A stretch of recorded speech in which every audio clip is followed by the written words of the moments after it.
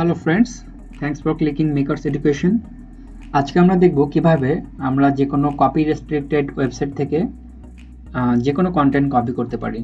Copy restricted website হলো সেগুলো যেখান থেকে কোনো টেক্সট বা কোনো পিকচার সেভ করা যায় না বা কপি করা যায় না, কপি করে আমরা কাজ করতে পারি না। তো চলুন দেখে নেওয়া যাক। প্রথমেই আমরা একটি রেগুলার ওয়েবসাইটে যাব। আমরা বাংলাদেশে একটি ওয়েবসাইট ওপেন করব। আমি ওয়েবসাইটটা ওপেন করলাম।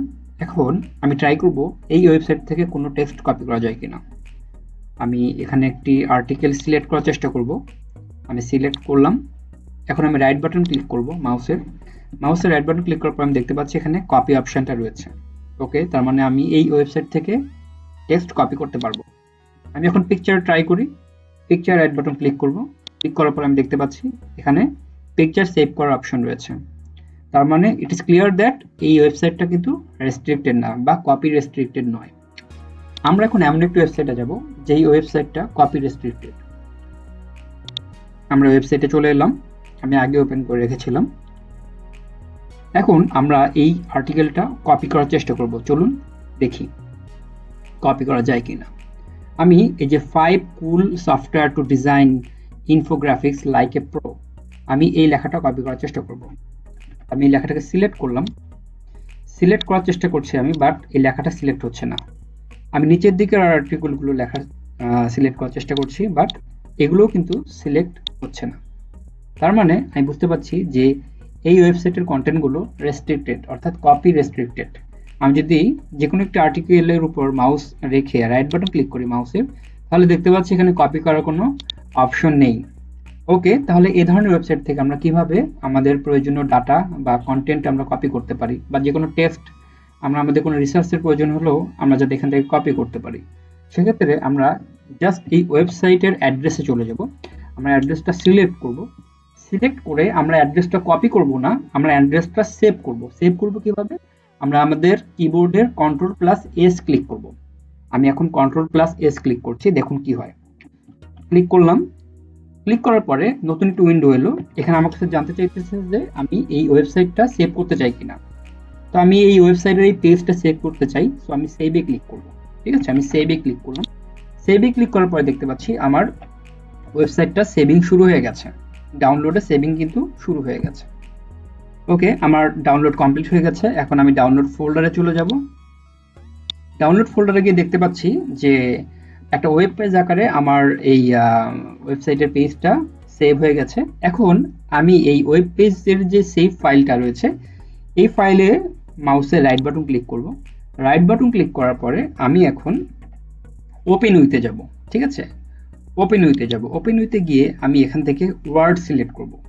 আমার এখানে যদি ওয়ার্ড যদি না থাকে, তাহলে আমরা এখানে চুজ অ্যানাদার অ্যাপে যাব। চুজ অ্যানাদার অ্যাপে গিয়ে আমরা এখান থেকে খুঁজে দেখব যে আমাদের ওয়ার্ড অপশনটা রয়েছে কিনা। যদি না থাকে সেক্ষেত্রে আমরা মোর অ্যাপসে যাব। মোর অ্যাপসে গিয়ে আমরা ওয়ার্ড অপশনটা খুঁজে বের করব। সাধারণত কিন্তু ওয়ার্ড অপশনটা দেওয়া থাকে না, ঠিক আছে, আমাদেরকে সেটা খুঁজে নিতে হয়।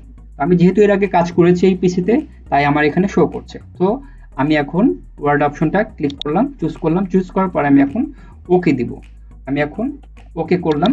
ওকে করার পরে আমার এই ওয়েব পেজটা এখন একটা মাইক্রোসফট ওয়ার্ড ফাইলের মাধ্যমে বা সফটওয়্যারের মাধ্যমে ওপেন হবে। ঠিক আছে, তারপর দেখা যাক কি হয়। ফাইলটা ওপেন হয়ে গেছে, আপনারা দেখতে পাচ্ছেন আমার ওয়েবসাইটে, অর্থাৎ ওই রেস্ট্রিক্টেড কপি রেস্ট্রিক্টেড ওয়েবসাইটে যা ছিল সব কিন্তু চলে এসেছে। ঠিক আছে, সব কিন্তু আমার এই মাইক্রোসফট ওয়ার্ডের ফাইলে চলে এসেছে। আমরা এখান থেকে চাইলে যে কোনো আর্টিকেল আমরা কপি করতে পারবো। যে কোনো আর্টিকেল আমরা চাইলে কপি করতে পারবো। আমরা আবার ওয়েবসাইটে ফিরে যাচ্ছি। ওয়েবসাইটে আমরা দেখেছিলাম যে এই 5 কুল সফটওয়্যার, এটা আমরা কপি করতে পারছি না। বাট আমরা যদি এখন ওয়ার্ড ফাইলে ফিরে যাই, তাহলে দেখব যে এই লেখাটা আমরা সিলেক্ট করতে পারছি, অ্যাজ ওয়েল অ্যাজ কপি করতে পারছি, কাট করতে পারছি। এভরি অপশনস আর অ্যাভেলেবল নাও। ঠিক আছে, আমি চাইলে এখান থেকে যে কোনো ছবি আমি সেভ করতে পারবো। এই যে রাইট বাটন ক্লিক করছি, এখানে কপি, কাট, যে কোনো অপশন রয়েছে। আমি ছবিকে ছোট বড় করতে পারবো চাইলে, আমি মাউসের মাধ্যমে যে আমি ছোট বড় করছি, অর্থাৎ যা ইচ্ছা তাই। অর্থাৎ এটা এখন আমার নিজের একটা সম্পত্তির মতো অবস্থা হয়ে গেছে, যেটাকে না কিছুক্ষণ আগেও টোটালি রেস্ট্রিক্টেড ছিল, যে আমি কোনো টাচও করতে পারবো না, এমন একটা ব্যাপার ছিল। সেই জিনিসটাকে কিন্তু আমি এখন নিজের ইচ্ছা মতো আমি সেটা নিয়ে কাজ করতে পারবো। তো এইটা ছিল আজকের এই মজার ট্রিক্স।